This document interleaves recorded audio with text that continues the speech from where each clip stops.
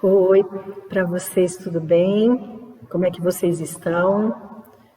Como é que foram de provas? Provas todas, IDIAT, como é que foi? Deu tudo certo? Me respondam, tá?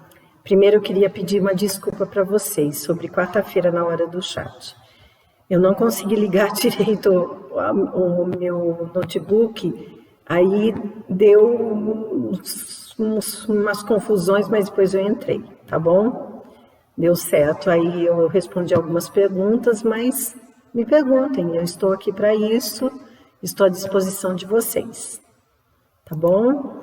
Então, como eu tinha falado na outra aula, né, que nós vamos dividir em dois o que a gente está falando, mas vamos começar. Então, contextos e práticas, elementos da linguagem, tipos de dança 2, né? E eu coloquei como título os grandes inovadores e construtores da dança, segunda parte. Eu não sei quantas partes ainda vai acontecer. Por quê? Porque é bem extenso mesmo. Eu estava pesquisando mais um pouquinho, mas a gente vai falando devagarinho para todo mundo entender. E me pergunte, uma boa aula para a gente, tá? Então vamos começar. Na Alemanha, as diversas cortes reinantes mantinham companhias de dança ligadas aos seus teatros estaduais. Entretanto, o interesse do público alemão sempre esteve mais ligada à ópera e o prestígio da dança subia e descia conforme o valor dos bailarinos e coreógrafos contratados em cada corte. Em Viena, a tradição do balé da corte remontava ao século XVII e continuou durante o século XVIII, principalmente com o trabalho de professores como Alexandre Filibois e sua esposa Anna Sayot, e o austríaco Peter Kruse, que fora aluno de Gardel e decidiu sua carreira a Ópera de Viena, e cuja técnica em nível artístico estavam à altura dos melhores artistas parisienses. Já falamos anteriormente sobre o Huddersfield, Angiolini e Novarrey. Tá, eu vou colocar na gravura agora, mas para explicar direitinho para vocês. Essa parte aqui eu achei pouquíssima coisa sobre os nomes que ainda não tínhamos visto. Então, eu achei interessante colocar a gravura de valsa. Nós vamos ver agora e depois também. Por quê? Porque a valsa chegou no século XVIII, já perto, eu acho que chegando ao século XIX. E ela foi assim horrorizada, porque era um casal dançando, a proximidade da pessoa dançando, né? Teve umas coisinhas assim. Então tá, deixa eu falar isso para vocês. No final do século XVIII, na Áustria, no início do Império Alemão, surge a valsa. Está aqui, ó. Inicialmente, a dança causa escândalo, pois era a primeira vez que casais dançavam abraçados e de frente para o outro. Até hoje a valsa está presente nos bailes, nas festas, nos casamentos, né? Eu pesquisei isso, eu cheguei até isso na História da Dança da professora Juliana Bezerra. Se alguém quiser dar uma olhadinha, fazer uma pesquisa. E lembrando, valsa, né? Lembra que ela tem um andamento mais lento e mais rápido, né? Nós fizemos em palmas e 1, 2, 3, 1, 2, 3, 1, e o mais rápido, 1, 2, 3, 1, 2, 3, 1, 2, 3, 1, tá bom? Eu quero que vocês lembrem, foi falado aí nesse parágrafo, sobre o Noverrey. Outra desculpa eu vou falar para vocês. Eu falei, não sei por quê, escrevi certo e falei errado. É Noverré, eu falei Novarré, tá? Lembrando quem que deu um enorme impulso na arte da dança, era bailarino, professor, isso nós acabamos de falar no nome deles agora, tá? O Angiolini, que brigou com Noverré, porque Noverré era todo cheio de história, colocava máscara nos bailarinos, né? Não tinha nem como se expressar. E é isso, tá bom? Então, a professora pronunciou de forma errada, mas consertando. Vamos seguir, então? A dança se espalhou à corte polonesa, onde, a pedido especial do rei, o casal Pepik, contratado por 8 dias, acabou ficando todo um ano, criando diversos balés para o entretenimento da nobreza. Diversas outras capitais, como Riga, Estocolmo, Berlim, Budapeste, tiveram sua cota de franceses e italianos para lá a nova arte, a qual em poucos anos se expandiu por toda a Europa. Tá? Então, o que eu achei dessa parte? Eu achei, isso foi uma pesquisa, não citou o nome dele, mas fala na pesquisa que eu fiz. Ele chama-se Carlo Blazes. Ele é um italiano, dançarino e teórico da dança. Ele dançou em vários países, por isso que dentre a pesquisa, eu achei o nome dele. Uma coisa, eu gostaria que vocês escrevessem essas pesquisas que a professora faz, né? Esses nomes que eu acho dentre cada assunto que a gente fala. É interessante, porque vai acontecer a prova de novo e possivelmente eu vou pedir pelo que eu falei, né? Porque senão não tem razão de ser. Tá bom? Então, vamos seguir.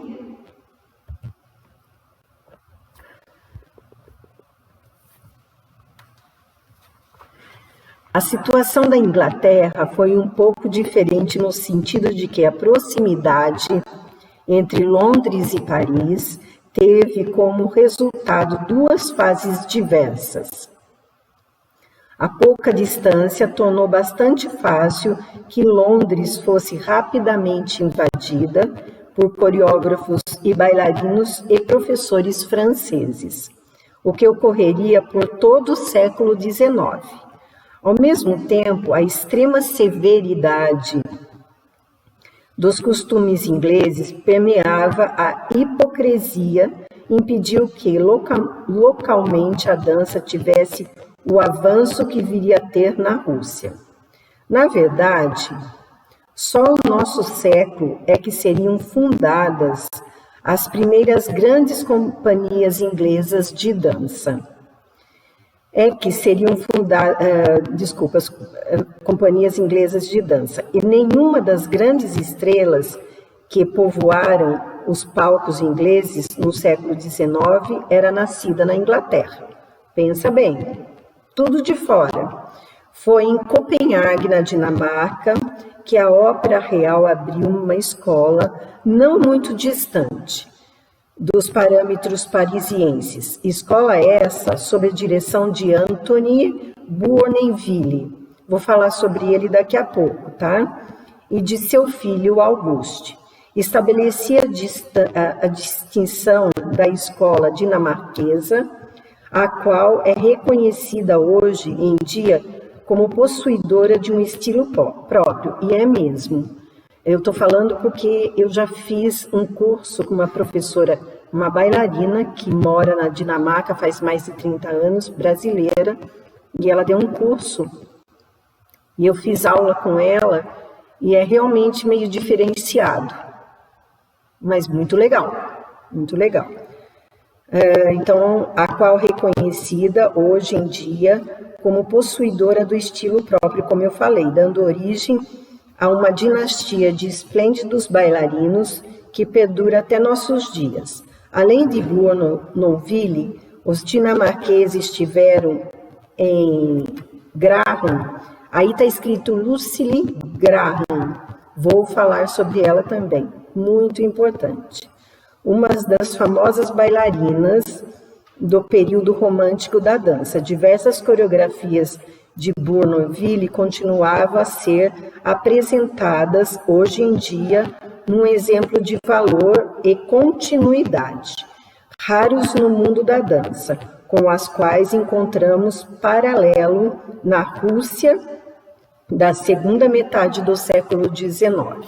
Então, a gente vai ver as gravuras que eu coloquei aí para vocês entenderem. Então, eu coloquei a valsa de novo. Olha só, valsa. Eu fiz duas folhas de gravuras para vocês entenderem. Então, olha só. Nós falamos das valsas, né? Agora, concretizando no século XIX, surgiram as danças feitas em pares, como eu falei. Então, a valsa, a polca, tá bem aí, a polca é mais saltitante, né? E a polca é da Europa, né? E o tango veio da Argentina, tá? Acho que deu para ver aí, né? Vou passar para o outro, então. Falando da mesma coisa, né? Olha só. Olha o tango. Que lindo. É uma dança muito bonita, mas é de casal também. Então, isso causou escândalos e escândalos. Vamos seguir. Tá. Lembra que eu falei sobre Graham? Martha Graham. Martha Graham, eu vou falar dela primeiro e depois dessas todas que estão aí, tá bom? É uma dançarina e coreógrafa que revolucionou, é uma precursora da dança moderna. Essa primeira foto aí de cima é muito interessante.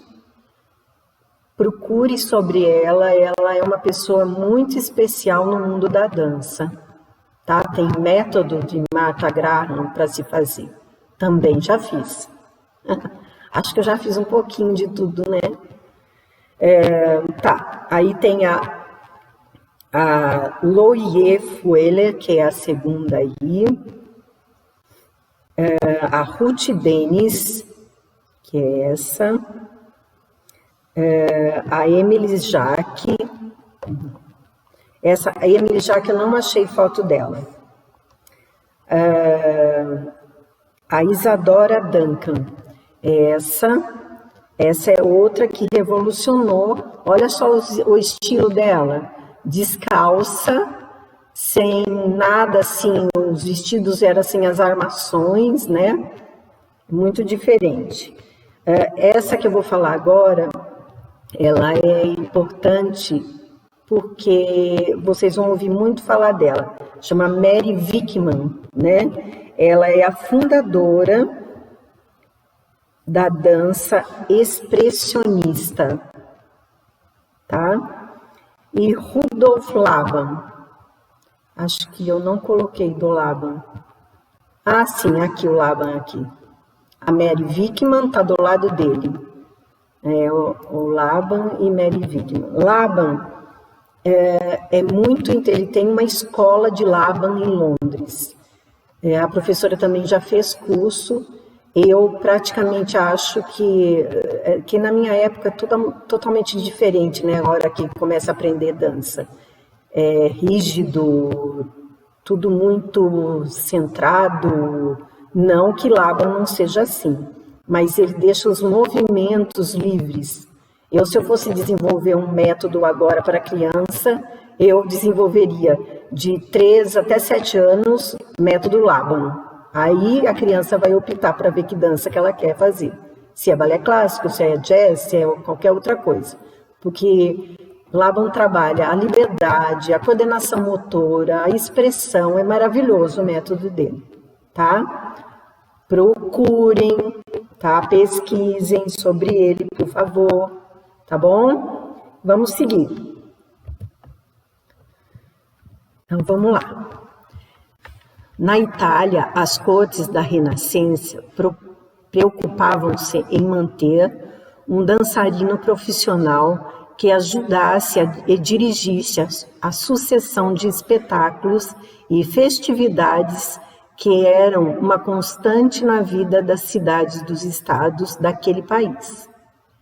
Já em 1489, Berganzio de Bota, não achei nada, mas tem coisas para falar para vocês, tá? Um balé jantar. Então, eu imagino que seja assim, uma comemoração onde comia-se e bebia-se e tinha alguém dançando. Em Turim que era, né? Cuja fama extrapolou os muros da cidade. O interessante notar que esses entretenimentos reais foram importados pela França, através da rainha Catarina de Médici. Falamos muito sobre ela, né? Muito, ela era bem impetuosa, né? E que mais tarde seriam devolvidos à Itália por mestres e professores franceses ou italianos, que estudaram naquele país.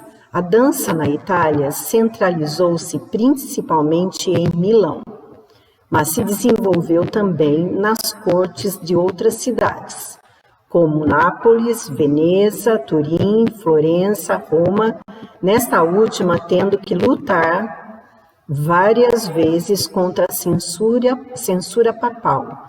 Então aí já cai na parte de religião, porque não podia usar, olha só o que diz aí, certas expressões no palco, que não via com bons olhos algumas das exibições amorosas dos bailarinos nos palcos com roupas, para a época, algo reduzido.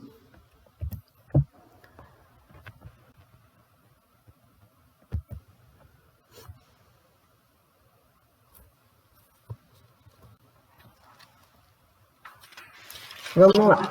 Os grandes professores e bailarinos normalmente trabalhavam nas cidades por 2 ou 3 temporadas, mas a continuidade era sempre interrompida pelo óbvio.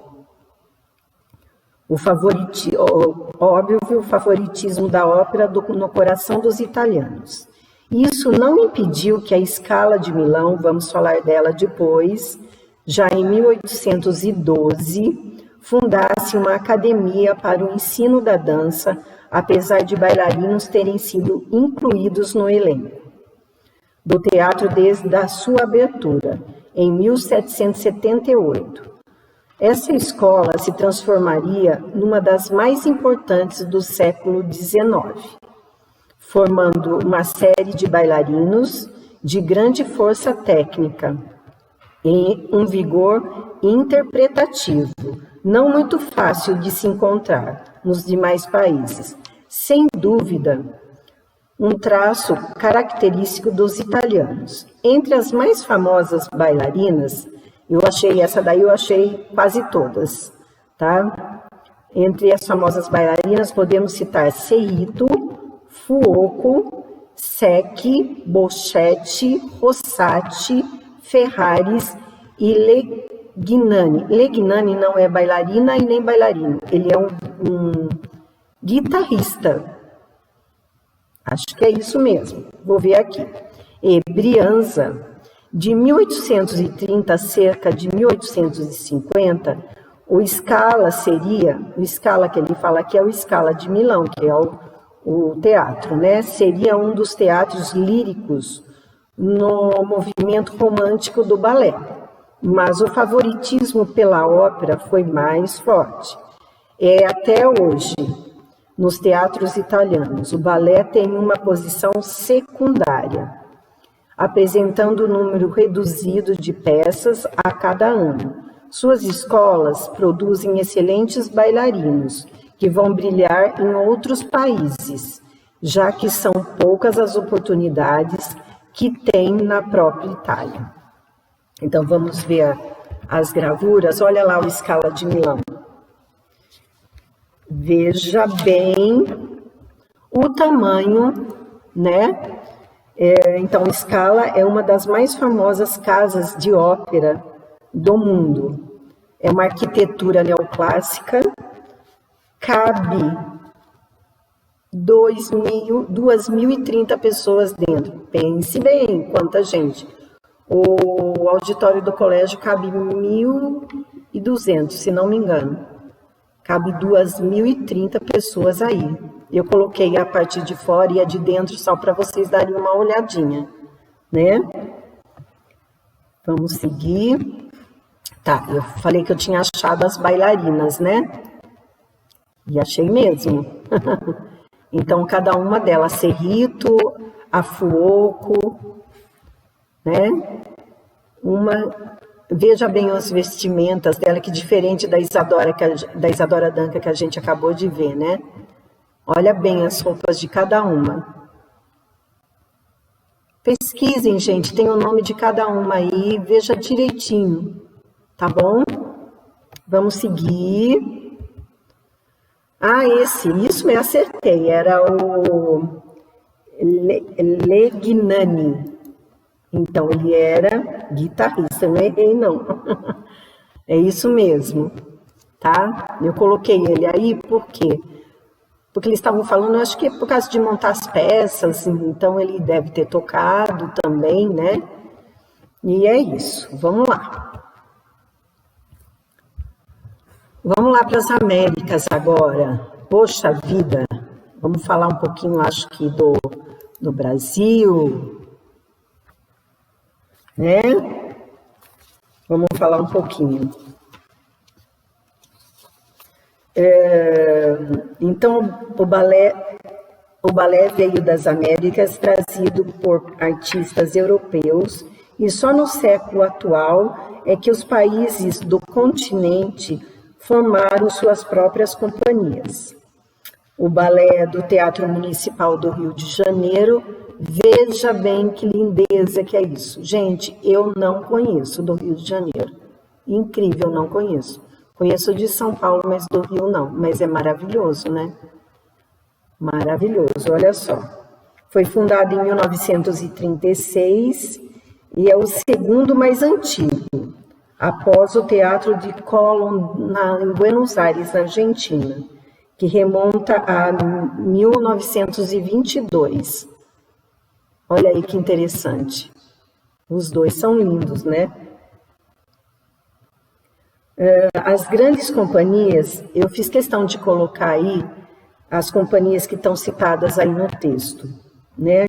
Companhias americanas são mais novas, uma vez que o American Ballet Theatre, ele data de 1940, e o New York City Ballet, que é esse que está com roupa de balé clássico, que acho que é uma montagem de quebra-nozes, de 1948.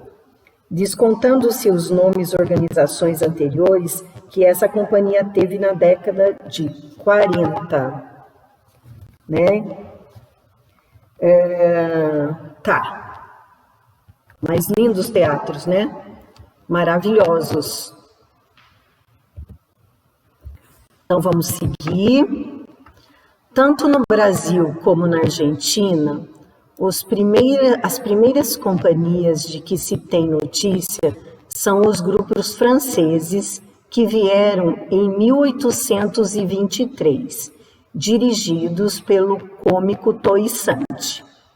Eu achei alguma coisa sobre ele, mas eu não achei relevante falar. Tá tudo certo. Ele era um cômico, tá tudo certo. Eu acho que não tem muito papel assim, não é que não seja importante, sim, mas eu deixei. No Rio de Janeiro, a 4 de junho de 1826, apresentou-se uma companhia dirigida pelo coreógrafo Marcel. Não achei nada sobre ele. Se eu achar, vou deixar guardado e mostro para vocês. Que tinha primeiras bailarinas Louise Flacon e M. Bourdon. Também não achei, tá? Mas não vou desistir.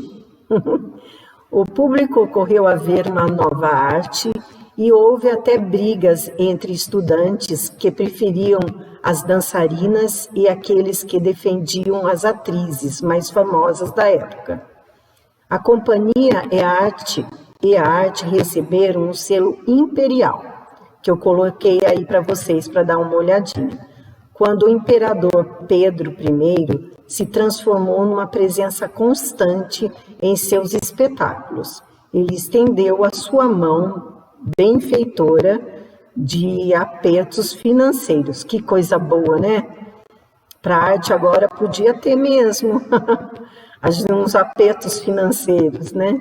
O repertório da companhia incluía balés famosos como Nina ou La Folie por Amor e Robert os Bandidos.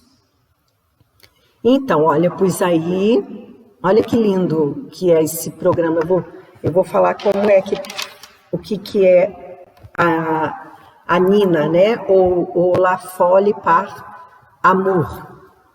É uma obra de arte em um ato de compositor francês, Nicolas Dalaicart. Então, eu pesquisei sobre isso, viu? Tá aí, olha, só olhar, vocês vão achar. Foi realizada pela primeira vez no dia 15 de maio de 1786. Tá? Então, vamos seguir.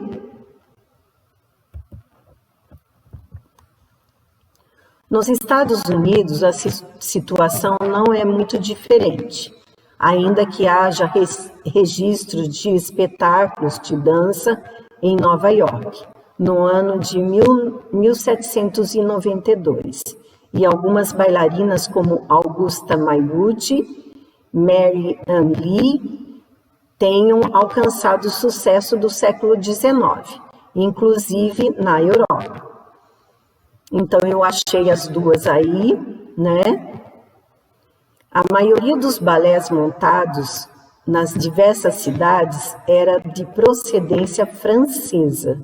E só em 1909 é que o Metropolitan Opera House abriria uma escola que começaria a produzir bailarinos americanos em quantidade suficiente para preencher seu corpo de baile.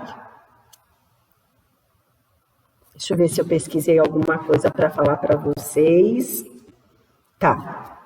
Então, ó, eu achei alguma coisa sobre a Mary Ann Lee. Foi uma das primeiras bailarinas, ela tá aí,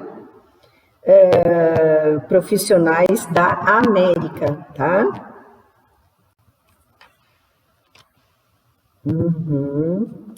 Vai ter... Peraí, deixa eu passar para cá. É isso, Metropolitan Opera House. Então, olha que riqueza também, né? Vocês vão assustar com a quantia de gente que cabe tudo aí dentro. Que lindo, né? Então, olha, o Metropolitan é uma casa de ópera localizada na Broadway, tá? Ele foi fundado em 1883. A capacidade de pessoas é nada mais, nada menos do que 3.800 pessoas. Pensa! Nossa! Deve ser maravilhoso, né? Tá bom, acho que é isso. Tá, vamos seguir. Durante todo o século XIX, a história da dança na América está intrinsecamente ligada à ópera. Boa parte dos grupos de dança veio para este continente incorporada às grandes companhias de ópera, que chegavam completas da Europa, com orquestra, coro, solistas, etc. Na maioria dos casos, os grupos de dança apresentavam espetáculos isolados, ou pequenos balés, de um ato, completando a noitada de ópera mais curta. Isso não impediu que diversos balés de fama fossem apresentados em países da América, como O Deus e a Baedera. Vou falar sobre eles, tá? Le Sylphide, Nathalie e o famoso Excelsior. Isso, visto no Rio de Janeiro em 1886, olha que chique, quando o empresário Ferrari trouxe da Itália. Eu vou falar uma coisa para vocês. Muito obrigado de vocês me ensinarem isso. Eu fico vibrando com as coisas que eu descubro para poder dar aula para vocês. Muito obrigada. Então, trouxe da Itália uma companhia com cerca de 260 artistas, que incluíam as bailarinas Lamberti e Zambelli. Não achei nada sobre elas, mas sobre as outras coisas sim, achei. Vou falar agora.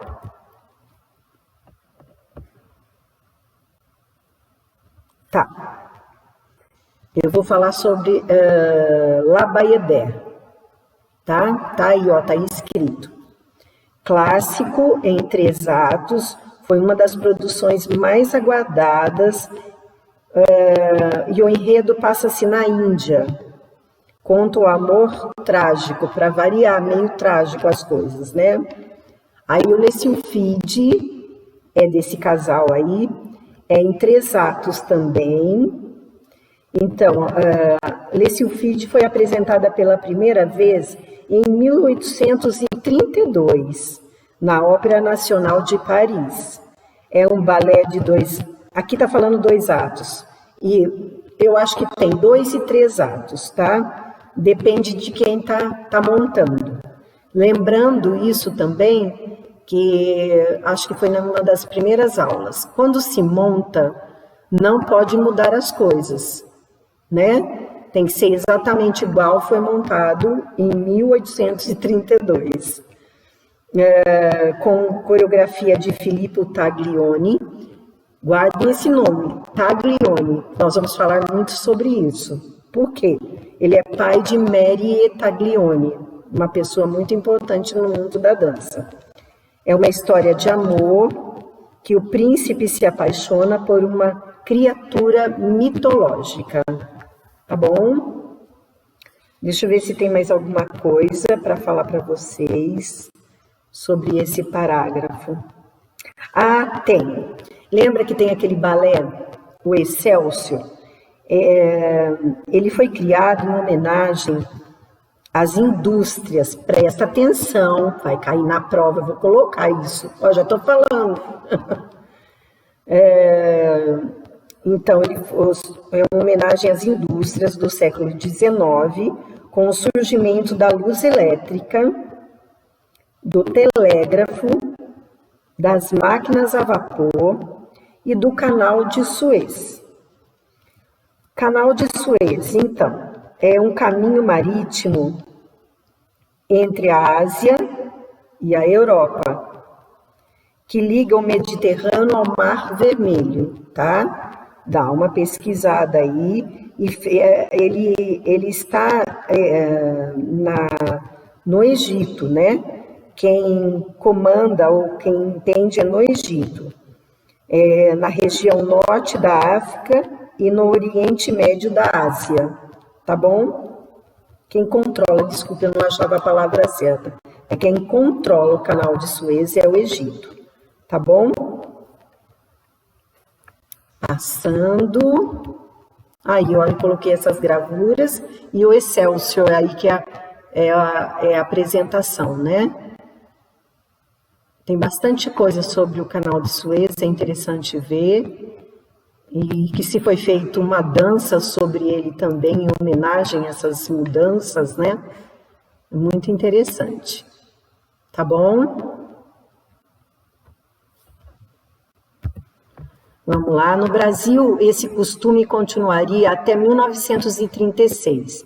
E as companhias famosas como as de Pavlova, Massini, Pavle e Oriansky dançavam aqui os balés das óperas que compunham a temporada lírica, em meio à qual apresentavam meia dúzia de espetáculos próprios.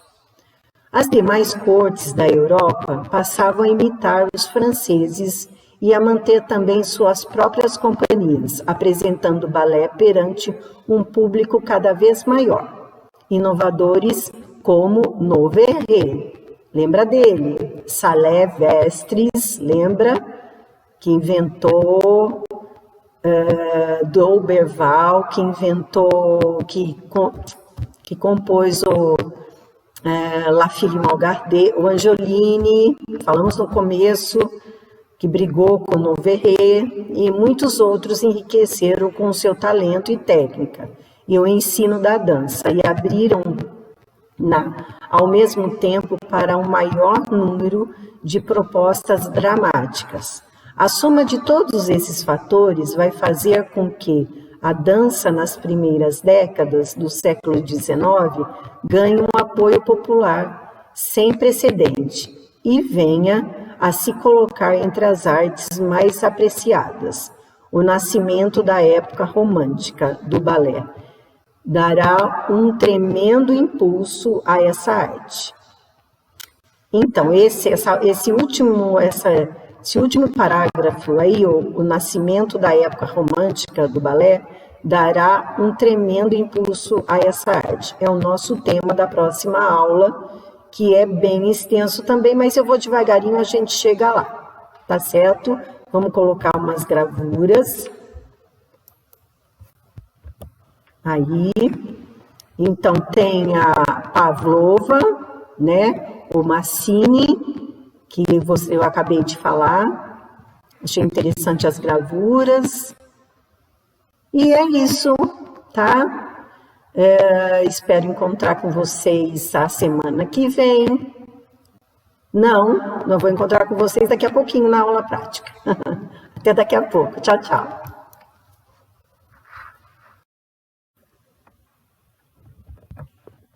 Então, olha, continuando, tem aí que nós falamos agora sobre a Academia Royale, né, de La Dança, que foi fundada, olha só, eu peguei essa gravura, eu acho que essa daqui colorida é dos dias de hoje, mas ela foi fundada em 1661, pensa bem, e está lá ainda, graças a Deus.